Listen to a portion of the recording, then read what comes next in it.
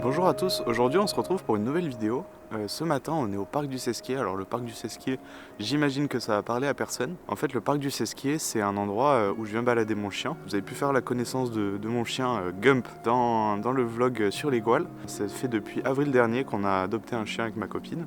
Et du coup le parc du Sesquier c'est un parc qui est à 3 minutes en voiture de chez nous. C'est vraiment le petit coin de nature qu'on cherche quand on vient promener le chien. C'est un petit parc avec une rétention d'eau, genre de mini lac, qui a priori est très anthropisé. Donc il y a beaucoup de trucs de l'homme. L'herbe est tondue, il y a des bancs et des tables partout, il y a un gros chemin. On va pas se dire à prime abord que c'est un endroit qui est assez photogénique et photographiable. Et justement j'aime bien les défis un peu comme ça, trouver des photos là où on ne les attend pas. Parce que comme vous avez pu le voir avec mes anciennes vidéos, par exemple proche du confinement, tout ça, j'avais essayé de trouver des photos proches de chez moi parce que je veux montrer que même si on n'habite pas à un endroit où proche de chez nous, il y a des endroits très photogéniques. On a toujours de quoi normalement essayer de trouver des photos, peu importe où on est, que ce soit en ville, proche de la nature ou alors dans des endroits comme aujourd'hui. Et du coup, ce matin, je suis venu au lever de soleil pour essayer de vous prouver ça.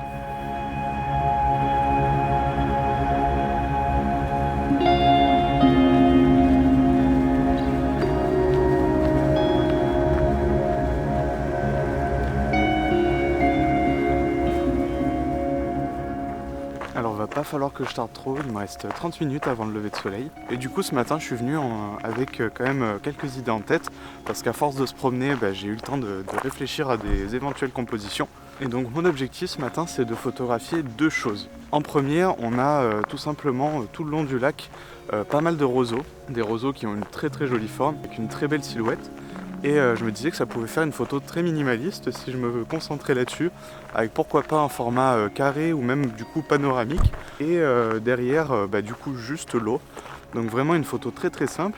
Mais pour l'accompagner au mieux, il me fallait des belles lumières. Et ce matin, donc, je suis venu au lever de soleil pour avoir le ciel devant qui se colore et du coup des jolies couleurs dans l'eau logiquement. Et ma deuxième composition, en fait, ce sont des arbres qui, au niveau de la terre, donc quand on passe à côté et même quand on est en face du lac, là où je suis, ils n'ont pas forcément une allure, ils se démarquent pas énormément.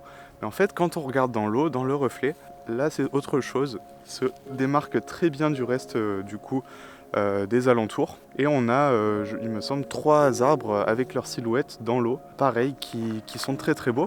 Et là, je vais faire une photo encore plus abstraite. On va partir sur, normalement, une photo uniquement des arbres dans l'eau, que je vais sûrement inverser après en post-production pour faire croire que ils ont le bon sens, donc les feuilles vers le haut. Là, je vais les shooter à l'inverse. Et là, pareil, du coup, j'avais besoin de jolies couleurs. Et du coup, c'est pour ça que le lever de soleil, là, entre en jeu pour avoir de belles couleurs dans l'eau. En plus, en prenant ces arbres dans l'eau, je vais avoir du coup un petit peu le mouvement de l'eau qui va du coup interagir avec les formes et qui risque de donner une photo très peinture que je pense beaucoup apprécier. Donc là, par contre, ma seule crainte, c'est qu'il y ait un peu trop de vent. Là, je vois que le reflet, il n'est pas parfait. En même temps, il y a un canard qui vient de passer dedans. Alors ma seule crainte, c'est qu'il y ait un petit peu de vent comme maintenant. Alors il n'y en a quasi pas, mais du coup les reflets sont pas parfaits. Donc il va falloir que je trouve le bon temps d'exposition pour avoir les arbres que j'aime de la forme que j'aime. Là je vais mettre en place et je vous explique un petit peu plus du coup toute ma démarche derrière ces photos et ce que j'ai découvert, pas réellement, c'est pas de la découverte, mais ce que je voulais vous dire au sujet des photos aux alentours de chez nous.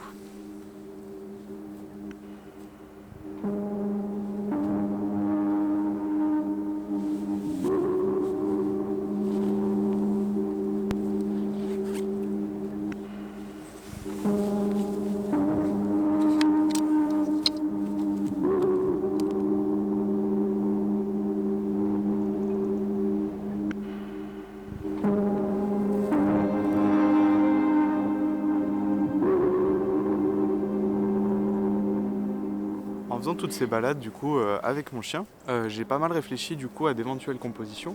Et ce que j'ai remarqué, c'est qu'il y a plein de manières d'isoler des sujets et de créer du coup de belles photos, de belles compositions. Et tous ces moyens dont je vais parler, ils vont passer vraiment par la technique. Donc soit par les réglages photos, soit tout simplement par le matériel qu'on utilise. Là notamment avec un téléobjectif. Globalement, le problème qu'on a souvent avec ce type d'endroit, c'est que c'est très chargé. Chargé en beaucoup d'informations. Il y a des maisons autour, des bancs, des arbres avec des structures. Enfin, il y a beaucoup de choses. Et toutes ces choses réunies font que du coup, on reconnaît l'endroit étant un endroit très, très humanisé, qui va pas forcément être très joli. Et du coup, notre objectif, quand on est dans des endroits comme ça, par exemple même en ville ou des choses comme ça, si on veut trouver des photos, ça va être souvent de devoir choisir à isoler d'autres sujets.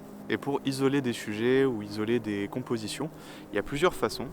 Donc la première, ça va être tout simplement de choisir sa focale. Pas mal de mes photos, je l'imagine, vont être au téléobjectif. Le téléobjectif, c'est quand même ce qui simplifie le plus les compositions en photo. Le simple fait de zoomer sur un détail, du coup on se focalise que là-dessus. On perd tout l'ensemble qui est trop chargé, on se focalise sur le truc intéressant.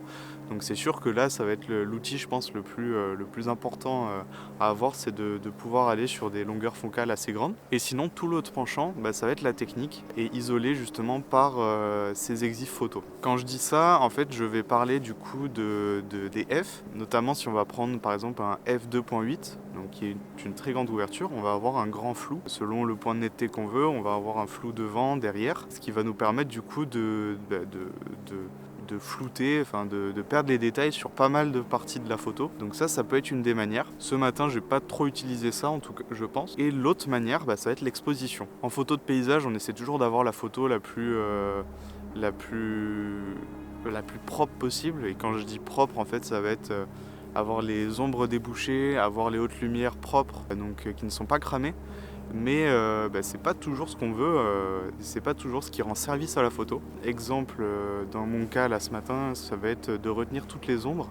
Je vais pas vouloir avoir les informations dans les ombres, mais n'avoir que les infos dans du coup le ciel. Comme ça va me faire une photo très contrastée et on va perdre du coup tous les détails qu'il y a dans les ombres qui vont pas être intéressants dans mon cas parce qu'on a beaucoup de choses humaines dedans et on va garder que l'intéressant, ce qui est du coup les formes des arbres, ce qui m'intéressait et notamment du coup les belles couleurs dans le ciel. Donc là pour les deux compositions que j'ai en tête ce matin, ça va être ça que je vais utiliser. Je vais pas exposer pour les ombres mais uniquement pour les autres lumières.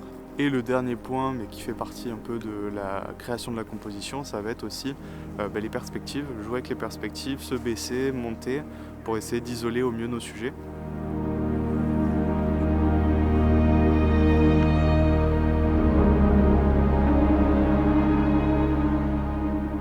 Bon, en attendant que le soleil se lève et que les plus belles lumières, j'espère, apparaissent, je voulais vous dire aussi que j'avais du coup pu faire quelques photos ici au Sesquier, notamment plutôt au coucher de soleil parce que c'est rare qu'on vienne ici au lever de soleil. Je vous en montre une partie juste après ça. Donc on est vraiment sur les mêmes techniques dont je vous parlais juste avant, notamment une d'un arbre qui avait une très belle silhouette qui était sur une toute petite colline et du coup je voulais lui donner tout son potentiel en l'isolant. Et donc là j'ai utilisé deux choses que je vous ai dit. J'ai utilisé la sous-exposition, donc j'ai exposé uniquement pour le ciel. Et la deuxième chose, là je m'étais mis très très bas à hauteur d'herbe pour isoler tout le fond parce que juste derrière on avait une haie, on avait le chemin qui passait et du coup en me baissant j'ai pu avoir cette perspective qui était beaucoup plus intéressante. Ça montre aussi beaucoup le potentiel de réfléchir différemment qu'à ce que l'œil voit. Parce que c'est surtout ça la difficulté du coup de ce type de photo, c'est qu'il faut réfléchir différemment, il faut réfléchir un peu comme l'appareil photo. Petite auto-promo, à l'heure où